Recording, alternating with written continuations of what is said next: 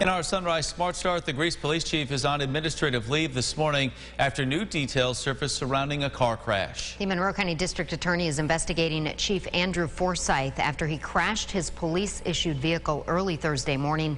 He allegedly totaled his vehicle while trying to avoid a deer, but instead hit a guardrail. The department says Forsyth was trying to get a hold of police for help, but they say his radio was damaged or switched frequencies due to impact.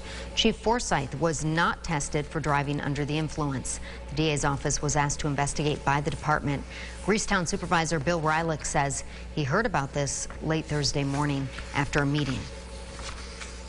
He came into my office and said that the night before he had an incident. I asked if he was okay because I know he looked like he had a sore neck. I asked if a police report was taken. He indicated yes, it was. I knew a small piece of the story and I thought that was the whole story, and then I learned later on that the vehicle had been driven and whatnot, and I just said, well, this is getting more involved. According to the DA's office, no injuries were reported. A spokesperson for the department says he just suffered a minor injury.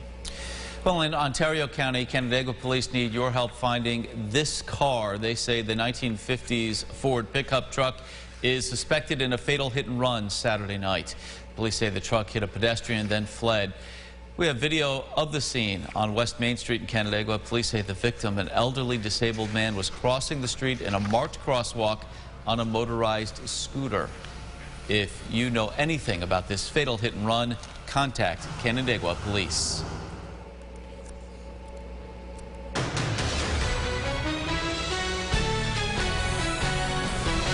News 8 is your local election headquarters. Early voting underway, and the countdown is on to Election Day. And it's an odd year, so all eyes are on local races, including those for town supervisor, Rochester City Council, and the entire Monroe County Legislature. So far, just over 2,400 individuals have cast their ballots in the county.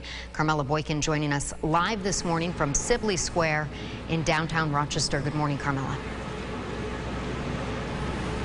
Good morning, Leah. Good morning, Mark. Sibley Square is one of 14 early polling locations in the county, and so far 0.48% of voters have participated in the election. Because this is a non-presidential election year, turnouts are expected to be much lower than last year, but local officials are still encouraging individuals to vote. Monroe County Commissioner Lisa Nicolay recommends individuals to come to the polls prepared and knowledgeable about what they want to vote for. They affect every voter. They affect things that are happening at the Board of Elections. They affect taxpayers. There's a cost associated with some of them. So I just think that people really need to be informed. So take the time to read the props and know what you're voting on. And individuals who want to vote early can cast their ballot at any of the polling locations listed on the Monroe County website. Of course, on Election Day, individuals are required to vote at their designated polling locations. In Rochester, Carmela Boykin, News 8. Mark and Leah. All right, Carmela, thank you so much. The Monroe County Board of Elections reminding you early voting ends October 31st. Polls open again today at 9 a.m. Election Day is November 2nd. A rainy start to the work week early on this Monday morning. James Gilbert with us. James, how long does it last? I would say the next hour or so. It's 6:49 right now. We'll push that to, we'll say 8:30. We should see the rain taper off, and then we'll be quiet.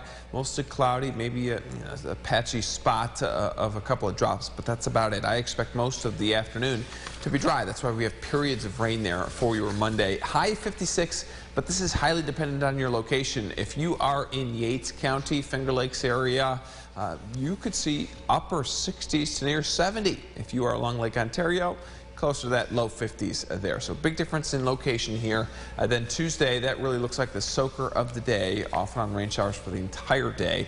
We will take a look at the bus stop forecast coming up. Mark? All right, James, thank you so much. Time to take a look again with our sunrise traffic. Some earlier crashes have cleared at this hour.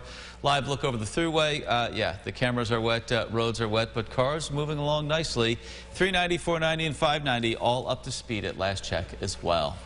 President Biden trying to unite moderate and progressive Democrats on his multi-trillion-dollar social and environmental spending plans. Rashad Hudson has the latest from Capitol Hill. Good morning. House Speaker Nancy Pelosi says Democrats are 90% closer to reaching a deal on the large spending bill and says we could see a vote on the bipartisan infrastructure bill this week. On Sunday, President Biden met with two key senators, Democratic leader Chuck Schumer and West Virginia Senator Joe Manchin, who has objections to parts of the bill that aims to fight climate change. Iowa Republican Senator Joni Ernst says she understands why. Whether it's petroleum products or coal, trying to get those off the books very soon, rapidly, will just hurt our middle and lower income families. House Speaker Nancy Pelosi says Democrats are close when it comes to an agreement on a social safety net bill, which would allow the bipartisan infrastructure bill to move forward. It is less than we had was projected to begin with, but it's still bigger than anything we have ever done in terms of addressing the needs of America's working families. The large spending bill is not expected to get any Republican support, but another deadline facing Congress this week is the Highway Trust Fund, which is expected to run out of money on October 31st. If that expires, we have to get billions of dollars someplace to continue that. The best way to do that is to pass the BIF. And later today, President Biden will travel to New Jersey to rally support for his economic agenda and to put public pressure on Congress to reach a deal. Reporting in Washington, Rashad Hudson, back to you. All right, Rashad, thank you so much. Happening today, union representatives from a General Electric factory in Schenectady will meet with corporate leaders over a COVID vaccine mandate.